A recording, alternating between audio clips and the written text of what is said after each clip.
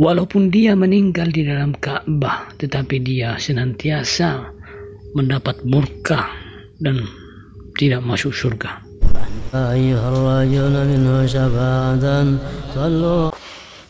Assalamualaikum warahmatullahi wabarakatuh. Alhamdulillahi rabbil alamin. Wassalatu wassalamu ala asrafil anbiya wal mursalin wa ala alihi wa ashabihi ajma'in. Amma ba'd. Pertama sekali puji dan syukur kehadirat Allah Subhanahu wa taala yang telah memuliakan kita. Allah Subhanahu wa taala telah memuliakan kita dengan syariat Islam yang demikian sempurna. Salawat dan salam tercurahkan kepada junjungan kita Nabi besar Muhammad sallallahu alaihi wasallam, manusia yang memiliki segala sifat kesempurnaan, berbudi pekerti yang luhur, dan kebaikan kesempurnaan seluruhnya ada di dalam diri Nabi besar Muhammad sallallahu alaihi wasallam. Para pendengar yang dimuliakan oleh Allah Subhanahu wa taala, dimanapun Anda berada, mudah-mudahan senantiasa Allah Subhanahu wa taala memberikan kesehatan dan keafiatan, diberikan rezeki yang luas, dan meninggalnya dalam keadaan husnul khatimah. Amin ya rabbal alamin. Para pendengar yang dimuliakan Allah Subhanahu wa taala, Nabi Muhammad SAW beliau bersabda dari hadis yang diriwayatkan oleh Abi Hurairah radhiyallahu an, la tadkhulul jannata hatta tu'minu. Kalian tidak akan masuk surga hingga kalian beriman kepada Allah Subhanahu wa taala. Iman, kepercayaan atas wujudnya Allah adalah kunci kita menggapai ridho Allah Subhanahu wa taala. Kemudian Rasulullah SAW bersabda, wala tu'minu hatta tahabu, dan keimananmu gak akan sempurna kecuali apabila kamu saling mencintai di antara kalian.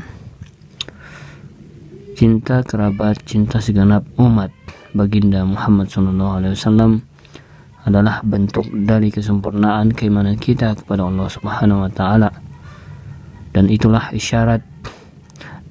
syarat kita memasuki surganya Allah Subhanahu wa taala. Rasulullah SAW bersabda, awala adullukum ala syai'in idza fa'altumu tahabbatum. Mau enggak aku beritahu kalian atas suatu amalan yang kalau kalian amalkan, kalian lakukan, niscaya kalian akan saling mencintai di antara kalian. Rasulullah SAW bersabda, afsus salam ma bainakum. Tebarkan salam, tebarkan selamat, tebarkan sayang, tebarkan kasih sayang di antara kalian. Itu adalah kunci agar kita saling dicintai, saling mencintai di antara kita. Nabi bersabda, afsus salam, tebarkan selamat, keamanan, kasih sayang. Nabi enggak mengatakan tebarkan berita hoax. Nabi tidak mengatakan tebarkan berita yang enggak jelas. Hadirin yang dimuliakan Allah, di saat-saat seperti ini kita mesti menggapai ridho Allah melalui menyebarkan kebaikan, bukan menyebarkan fitnah dan namimah. Saat-saat seperti ini umat Islam rentan untuk diadu domba, apalagi ini memasuki bulan-bulan politik. Maka Nabi mengatakan, gak akan pernah kau masuk surga kecuali beriman, gak akan beriman kecuali kalian saling cinta, dan kau tidak akan saling cinta sampai kalian tebarkan kebaikan, tebarkan aman, tebarkan salam. Jangan tebarkan berita hoax, namimah, dan berita-berita yang gak benar. Kafa bil marmi kadiban ayuhadditha bikulli ma syami'.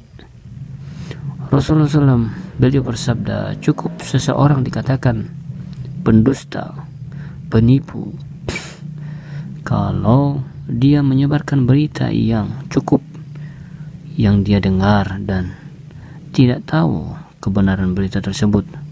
Naudzubillah min dzalik. Hadirin yang dimuliakan Allah, para pendengar dimanapun Anda berada, dalam riwayat lain Nabi sallallahu alaihi wasallam bersabda, ya ayuhan nas. Riwayat ini yang diriwayatkan oleh Abdullah bin Salam. Ya ayuhan nas, wahai segenap manusia, afsus salam, tebarkan salam, tebarkan keamanan, tebarkan ketentraman, kedamaian. Wasilul arham, dan yang kedua Rasulullah menyebut wasilul arham, dan sambunglah silaturahmi.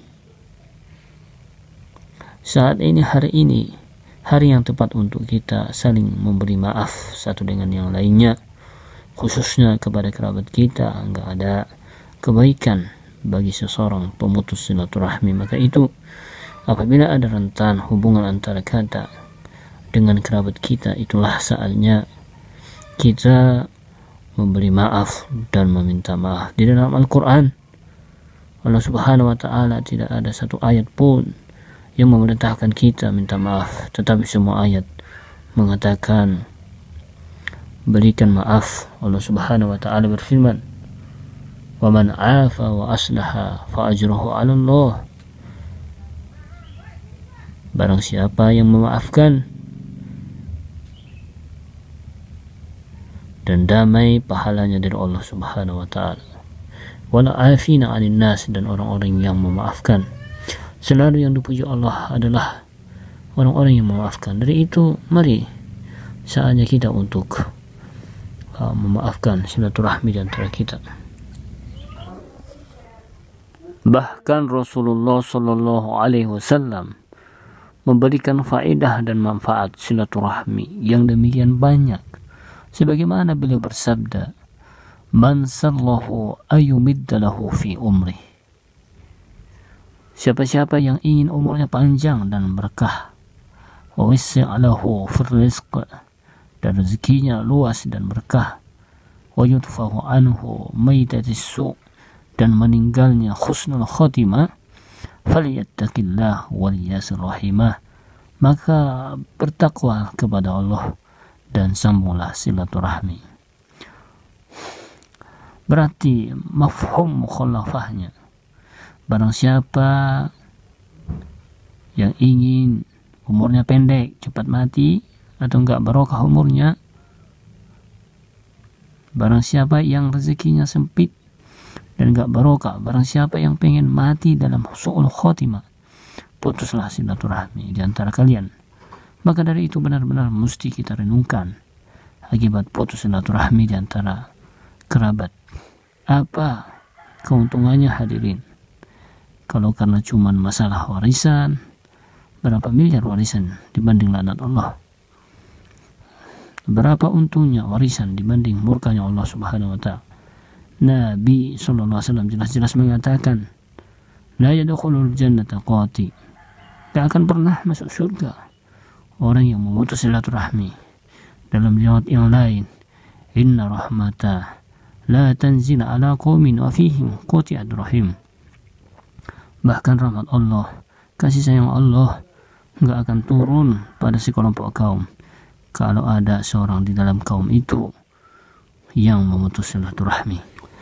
Al-Imam Abdullah bin Alwi Al-Haddad dalam kitab Nasuhah Diniyah mengatakan, hadirin, bayangin orang yang putus silaturahmi, nasib kaumnya aja nggak dapat rahmat, gimana dengan dirinya sendiri? Keberadaannya di tengah-tengah sekelompok manusia menjadi penghalang rahmat Allah Subhanahu wa Ta'ala.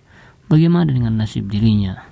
Tidak melangkahkan kakinya, kecuali di situ ada murka dan laknat Allah Subhanahu wa Ta'ala. Nabi sallallahu alaihi wasallam beliau bersabda, quti'at rahim mal'unin walau mata fi jawfil Ka'bah.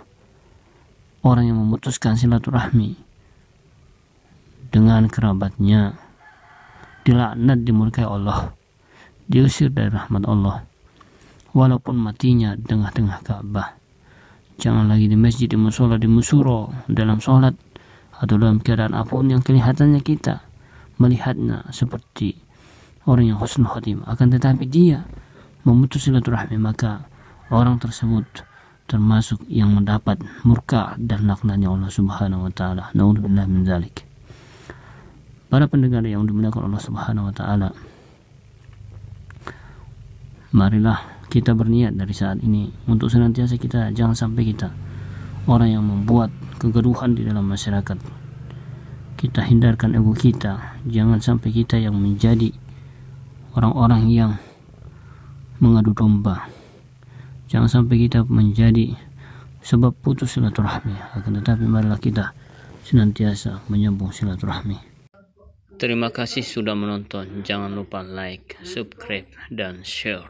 Thanks very much.